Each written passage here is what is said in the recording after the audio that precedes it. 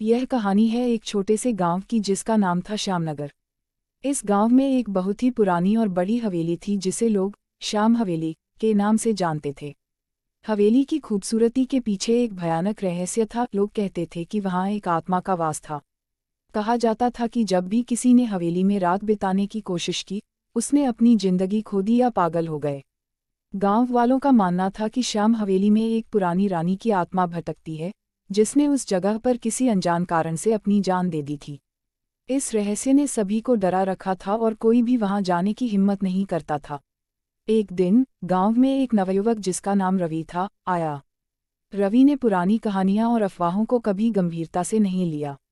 जब उसने श्याम हवेली के बारे में सुना तो उसने सोचा कि यह सब झूठ है और उसने निर्णय लिया कि वह उस हवेली में एक रात बिताकर गांव वालों को साबित करेगा कि यह सब सिर्फ कहानियां हैं। गांव के बुजुर्गों ने उसे समझाने की कोशिश की, लेकिन रवि ने उनकी बातों को नज़रअंदाज कर दिया।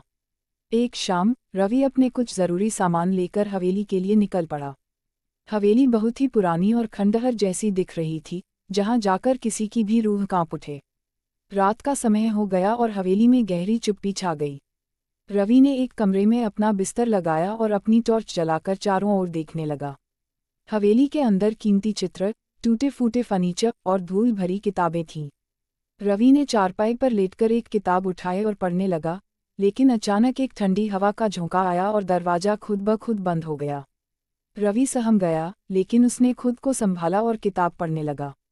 तभी उसे लगा कि कोई उसके पीछे खड़ा है, लेकिन जब उसने मुड़कर देखा तो वहाँ कोई नहीं था। उसकी दिल की धड़कन तेज हो गई। उसने सोचा शायद उसे भ्रम हो रहा है, लेकिन तभी एक तेज चीख की आवाज़ ने उसकी नींद को उड़ा दिया। रवि का चेहरा पसीने से भीग गया। उसने देखा कि कमरे का दरवाज़ा खुल चुका था और अंधेरे में से कोई सफ़ेद लिबास पहने हुए एक महिला की परछाई दिख रही थी। वह परछाई धीरे धीरे पास आ रही थी।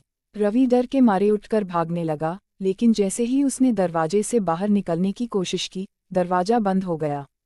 अब वह परछाई बिल्कुल उसके सामने थी। महिला की आंखें लाल हो चुकी थीं और चेहरा भयानक था।